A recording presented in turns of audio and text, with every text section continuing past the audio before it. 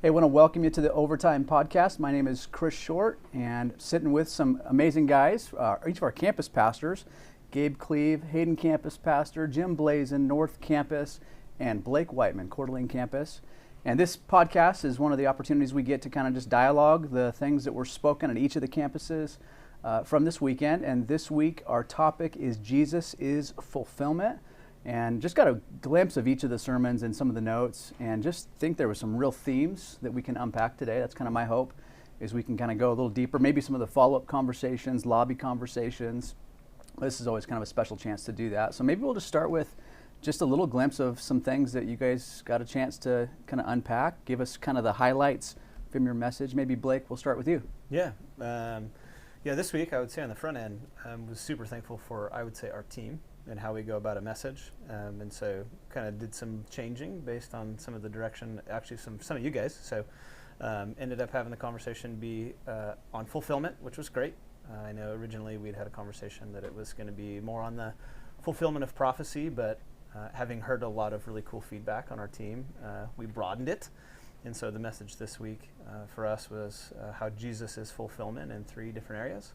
The first one was fulfillment of prophecy, and got the chance to share how unique that is and awesome that is from Old to New Testament, tying the story of God together. In a similar thread, I think, Gabe, this is from you, that Jesus is, the fulfillment of the law, which is the promises and, the story of God. And we talked about some of those instances and how he brings fruition to that, and which kind of led us to the last point, which, was more personal, is that Jesus wants to be the fulfillment of, our lives. And what does that look like? And what does it mean to be abundantly full of life that Jesus offers? And that comes from who Jesus is and what he's done, and the sacrifice on the cross, and the person of the Son of God, and his words and his ways. And so we got the chance to talk about that a little bit and invite that into our Christmas this year. What would it look like for the abundant life to be that which we celebrated and who Jesus is? So lots of fulfillment stuff, some cool stories that came with it, but that's kind of where we went this week. Sweet, thanks, Blake. That's good. Yeah. Jim, how about you? Yeah, we took the same basic track where we talked about fulfillment of prophecy, number 1, but then number 2, what I did is I took Isaiah 9:6 and I kind of broke it out, and I talked about the fact that the very first 2 things that Isaiah prophesies about, that he's the child and then the Son of God, relating to his identity, and I tied that to prophecy. And then the second part was the wonderful counselor, mighty God, Prince of Peace, and so forth. We talked about how the implications of that in our own lives, so that he's the fulfillment of the needs of our soul in these ways. And then lastly, the third part was that he's the fulfillment of our future, because so often at Christmas, we get the fulfillment of prophecy, and this is the baby in the manger. But as we look at Christmas and some of the anxious things that we have to deal with, some of the familial challenges we have, relational things, the expectations, sometimes anxiety can be high. And so we talked about, if he's the same yesterday as he is today and he will be tomorrow, then we can really have a appropriate expectation on what's going to happen at Christmas. Mm-hmm. So awesome. Mm-hmm. Yeah. Yep. Thanks, Jim. Yeah, I think we were pretty synced up on the messages that we preached across the campuses. We took the same approach, the 3 fulfillment areas of fulfillment that Jesus came. Prophecy being the first one, and we introduced kind of the wise men into the story, right? And I just said my tagline, the overall bottom line of the message. I just kept on asking people, what are you looking for? And what you look for, you're most likely going to find. The wise men didn't come just because they randomly saw a star in the east and said, hey, we should go follow that star. They were actually looking for it. And I think it was based off of the experience that Daniel brought in hundreds of years ago over as the chief of the Magi, the chief of the magicians or the wise men, along with the prophecies that God gave him specifically. So these wise men from the east had this knowledge and this understanding of the stars, but also this prophecy of this Messiah. And so when those 2 things came together, they were already looking for this. So they ended up finding exactly what they looked for, and it was the fulfillment of this prophecy. And so I just kept on asking, what are you looking for this Christmas season? What you look for, you're going to find. And we talked about the cool factor of the fulfillment of prophecies, right? And the probability of Jesus fulfilling all these prophecies, Some scholars will say 48 to 60 prophecies, major prophecies that he fulfilled. Overall, with the kind of the minor prophecies, over 300, and the probability of that is just astronomical. Right. In fact, it's impossible unless he's God, which is what we talked about week 1. And so just making much of God and going, there's only one way that this could be the fulfillment of prophecy if Jesus is God. Fulfilling the law, it really was the gospel. It really was, again, reminding our people of Jesus lived the life that we couldn't live. He followed the 613 laws perfectly, which we could never do.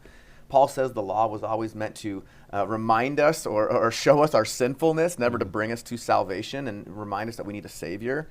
And so Jesus fulfilled it. He lived it. And so not only did he live the life we couldn't live and fulfilling that, but he died the death that we deserved and fulfilling the sacrificial system that the Old Testament points to. And so just a really cool kind of picture of Jesus. And then same thing, Blazin. You said fulfill our future. Blake, you said fulfill our lives. That's what I talked about. Jesus wants to fulfill you, and John 10:10 talks about that, right? The thief comes to steal, kill, and destroy, but I've come that you may have life and have it to the full. So what does it mean to have a full life? Does it mean a tree full of Christmas presents? That's not bad. I don't think that's what a full life is.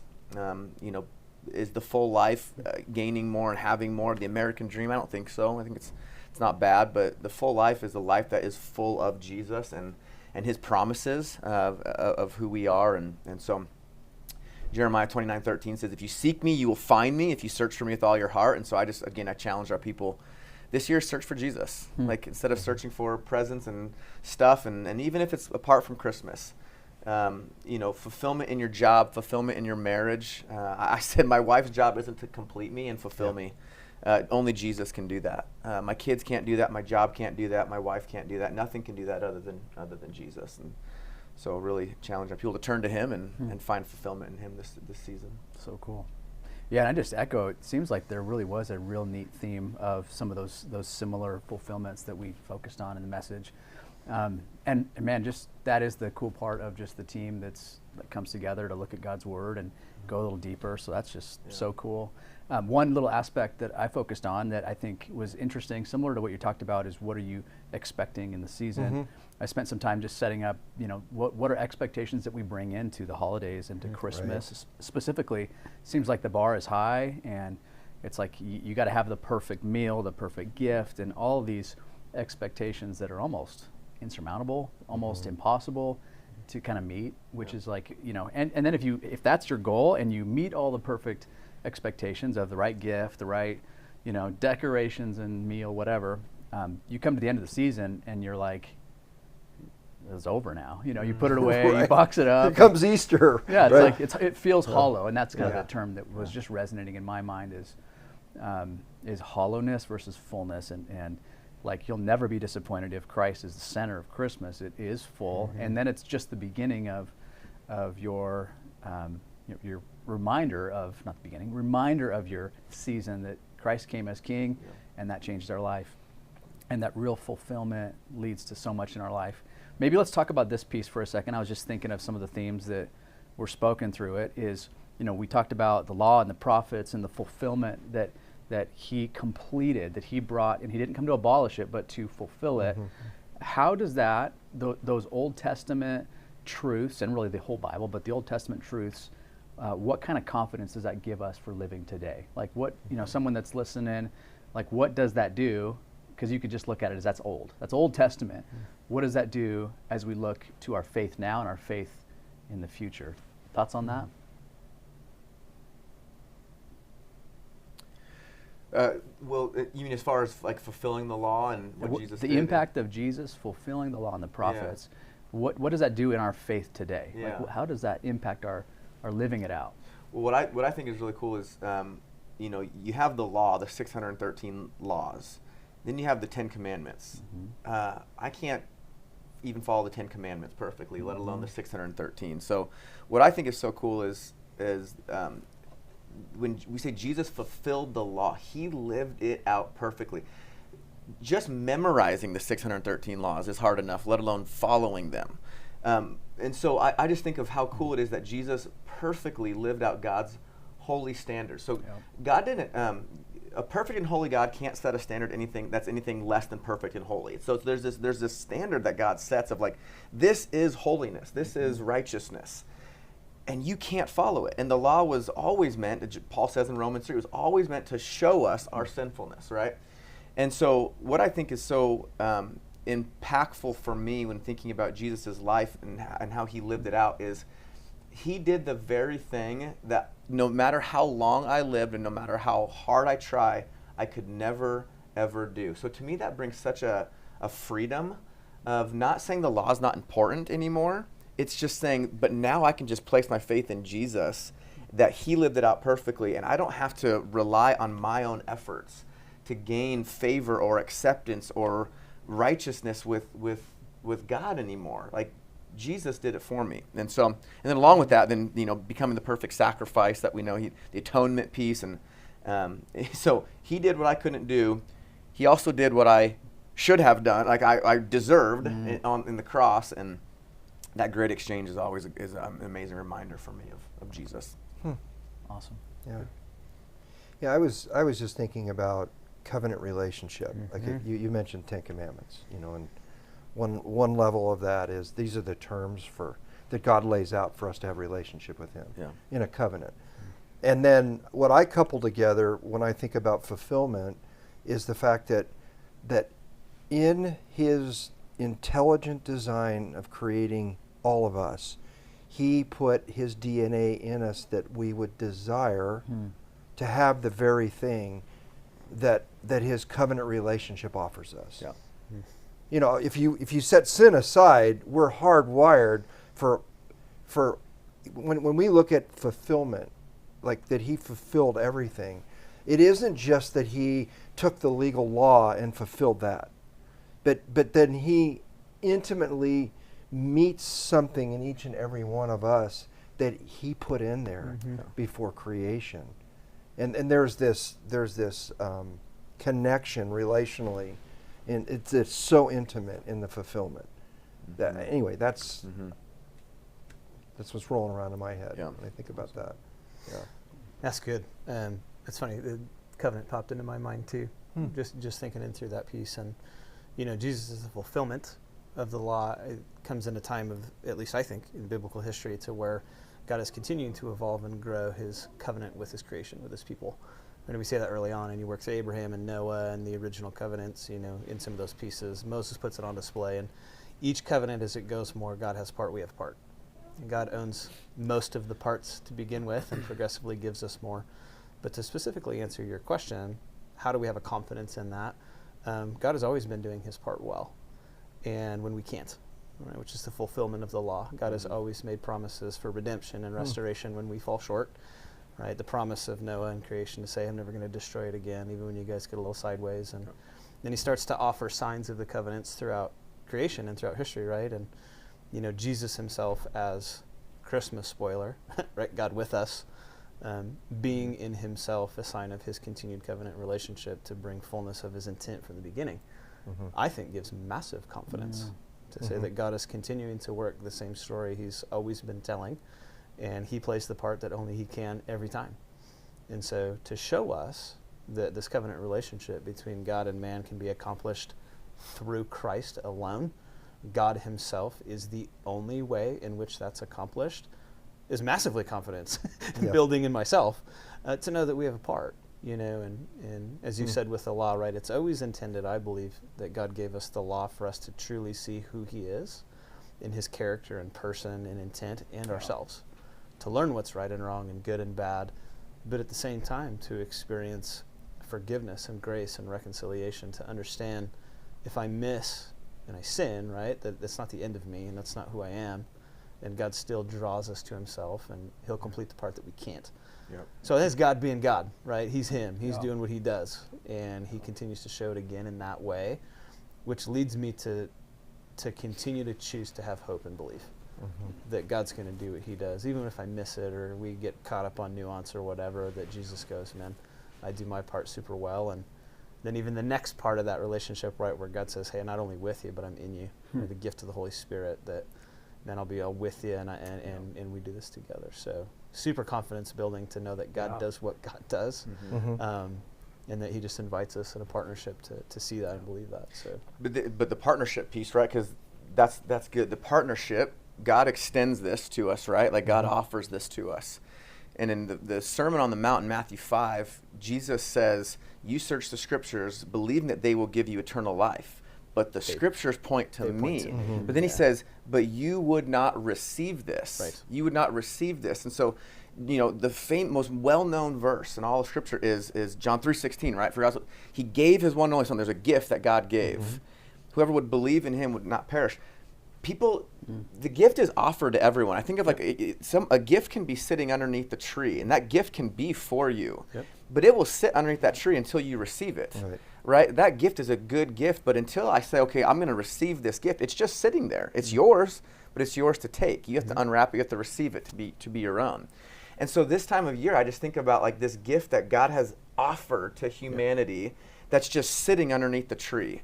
And people are missing it. And it's like there's a gift right there. You've missed it. Like, when you're a kid and it's like your parents save you the last gift. Special it's like gift. The special gift, and you've just missed it. And it's like, you'd be foolish to go, well, I'll just leave it there. I mean, it's an awesome gift. I'm just going to leave it there, even though it's probably the one thing that I asked for this year that I'm going to, And there's this gift that God, you've missed it. You have not received it. And it's not just a gift. It is the perfect gift. It's not. Go ahead. Yeah. No, go ahead. It's not the gift that. It's not just a good gift. It is the one and only thing that you need and that you want. What you need, yes. Yeah, and it's just this amazing thing that I think people are leaving unwrapped, or maybe refusing, or having a hard time understanding that gift is actually for that. Well, that gift couldn't possibly. You don't know what I've done. Well, no, it says for anyone who believes, anyone who receives this. It's not like for the elite. It's not for those that Santa knows if you've been good or bad. It's like, no, Jesus doesn't care, right? Like, it's like he knows that all of us are bad and wicked, but yet he says that gift is still for you. Unwrap it. See what's in it. It'll change your life. That makes me think of, this whole conversation I think just points to the goodness of our God. And I was just in study for this message. So it was just so faith building to look back at all of God's work through mankind, and to know that it wasn't an accident. Like, he had intention and purpose, and the prophecies are just part of that. It's like not just part of it. It's like, he knew all along that Jesus was the plan, that he was the fulfillment that we needed. We couldn't pay for the law, the prophets. To me, the ark is just it brings so much confidence that. Where I'm at right now, it's not a surprise, not an accident, and maybe that's the last part we could talk about a little bit would be, I had quite a few conversations in the lobby, I'm guessing you probably did too, as you talk about fulfillment, and people are going, but here's the struggle that I'm in the middle of. And so for those that are in the church or listening in who are, my life doesn't feel full right now. I don't feel the fulfillment of Jesus working. I'm not sure where he is. Like, what would be some encouragement? What would be some counsel? What would you point to for that person who's struggling with where's God at right now? I addressed kind of some of this. I only said it in one service, which was weird, but there's people that say, I tried Christianity out and it just didn't work for me. And my statement to my rebuttal to them is, then you either missed what Christianity is all about, or you had some preconceived notions, or you didn't try hard enough, or whatever it is. Christianity isn't something that works for some people and doesn't work for other people. And so I believe that no matter if you're going through something that's hard, something that's challenging, something that's sad, something that's life-threatening, whatever it is, if Jesus truly is the fulfillment, if we truly believe that he came to give us life and life to the full, no matter what that circumstance is, I'm not saying it's going to be easy. I'm not saying Jesus is going to take away your diagnosis or take away your broken relationship or take away your financial struggles or whatever that is. But if those things are what we think of, okay, if I would just have more money, if I would just have that relationship, if I would just have my spouse back, if I would just have my health, whatever that is, then I would be full. Right. No, you wouldn't. Those things are good, and those things are okay to desire. But you can have a health, you can have a marriage, you can have money, you can have all these things, and your life can still be hollow. And empty. And so I'm hoping our people this year go, I asked this question, it's kind of a tongue twister. If what you thought would fill you was fulfilled, would you actually be full? Yeah, I use that too. Yeah, Yeah. I use that too. It was good. And really the answer is no. Right. Right? I mean, it's the whole illusion of this one thing is gonna be what's gonna bring me contentment. Contentment's a choice. I read I from U2's War album. I read the verse 3 of "I Still Haven't Found What I'm Looking For," and that was really. I mean, it sticks with people because he's talking about all the things he's experienced, and yet at the end of it, he still has a hungry heart. Our soul is still thirsty, and I think that really connected with people to go, man, the stuff that I've gone after, the stuff that I've tried to fill in the hole here that only God can provide, the fulfillment that God offers us in the perfect gift. Right. Man, if people, it doesn't, if you've lived 30 years on planet Earth, I mean, like, you're pretty much starting to get the idea that all the stuff offered you is hollow. It doesn't go anywhere. And, by the time you get older, it's just more and more a reality. And for some people, they have that aha. It's like, when this is probably more after the first of the year, but like once it's tarnished and once the dust is on it and once I've already moved past and I've got the bills to pay for, to have to pay. To have to pay. Yeah. It's a big letdown, right? Yep. So.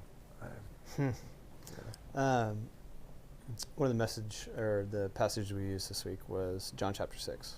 It kind of jumps off John 10, right? To come to give life to the full and abundant. And, in other places, Jesus, his own words are that he's a wellspring of life that'll never end. And so John chapter 6, 26 to 36 is what we looked at. And Jesus is addressing the disciples in the crowds, and he's talking about that which fulfills in the form of the fact that he's the bread of life. And so he makes a couple very specific statements, which is right in line with what you guys are saying. And he's speaking to the crowds, and even his guys, and revealing what truth is. And he says, you're looking for me, but the reason why you're looking for me, and I'm summarizing, is for the wrong reason. And so he says, you've missed me because you haven't seen the miraculous in what I've done, meaning who I really am and what's going on. But you chase after me because you had some bread. You had a little bite to eat. You had that which you believe satisfies now, and you're missing it. And then he has this dialogue, and they ask him, well then, in so many words, what is it, and what do you mean, and what is it that fulfills? Because bread fulfills, right? Like, we don't understand. You did an amazing thing, but we're missing it. Like, help us understand. What is this thing that we desire for? And Jesus goes on to help them see that even if they look back in time, they talk about Moses. Well, Moses gave us bread, and Jesus says, it wasn't Moses that actually gave it to you, it's my Father in heaven. And if you would really see that which fulfills or provides, then you'll see what I'm talking about. There's this beautiful statement right before Jesus makes a significant statement. And they're on board. And they're like, we want that. So explicitly they say, give us this always. We want that which is true. And then Jesus says, I am the bread of life. Yeah. And those who see and come to understand who I am will never go hungry, they'll never go thirsty. And he makes this statement of like, you can be fulfilled in ways that you think will fill you, but we all know that they don't fill. Right. Yep. And it's Christ with us that will always fulfill us, no matter the things we have or the places we go or the situations we're in, right? Again, amazing Christmas spoiler. God is with us is the only thing that fulfills. But he ends it with this in verse 38 or 36. And he says, although you have seen me, some of you still do not believe. And so the opportunity is there's a gift that's offered, right? Like you mentioned. And God can do what he does. And Jesus, the gospel has been shared and we have the opportunity, right? But some will still not choose to believe it. And then that's a significant statement. There's so much more that goes into it, which I think is beautiful. But how do we encourage people to actually like feel like they have fulfillment? It's always back to the fact that it's Jesus. And how do you see that and believe that wherever you are? So good. It's a good question. Just makes me think of how easy it is to focus on Colossians to hollow and deceptive philosophies from, the earthly traditions and the spiritual realm. There's so many distractions. There's an enemy who wants to keep us from, true life. And even when we start to take steps into, Christianity, and we have the wrong expectations, those expectations can really hurt us if we're expecting a life free of challenges and trials, and you're thinking, hey man, I'm a believer now, shouldn't I be? You've accepted the wrong gospel. If you thought that that's going to be a life that's only beauty and perfection on this earth, right? It's like it's on this earth, which I think is the point of all of it. Is don't expect we won't have trials. Just know who's on the throne. That He's the good shepherd that's going to lead us through it all. Any last thoughts? Super good discussion. Yeah, and to me that's the encouragement through all this is if we know who He is and what He's done through all of time, we can have confidence in the forever, which is, to me, I just want to read one more time what is the promise to come? What is the hope that we have? If we can know that He fulfilled the law and the prophets and that He came to fulfill, the justice that was required in the atonement, can we have confidence in Revelation 21? He who is seated on the throne said, I am making everything new. Write this down, for these are trustworthy and true statements. To me, that's the God we serve. And that's the God of, it's not just the Christmas spirit and Christmas season, that's the beginning, Emmanuel, God with us. That's the confidence we have. Man, so cool. That's good. Thank you guys. Awesome discussion. Good deal. Hey, I want to thank you for joining us this week on the OverTime Podcast. Want to let you know we're going to have just a few weeks off. We'll be kicking back off in 2025 as our staff has a few days off through the holidays. But just looking forward to a new series as we kick off the new year and hoping you'll just join us, be with us. Don't forget to check out the resources on realliferesources.org. Also, we launched the new Real Life Ministries app this week. If you haven't downloaded that, you can see all the different messages from different campuses, tools, a whole bunch of tools for your spiritual growth in the new year. Just would challenge you to check those out.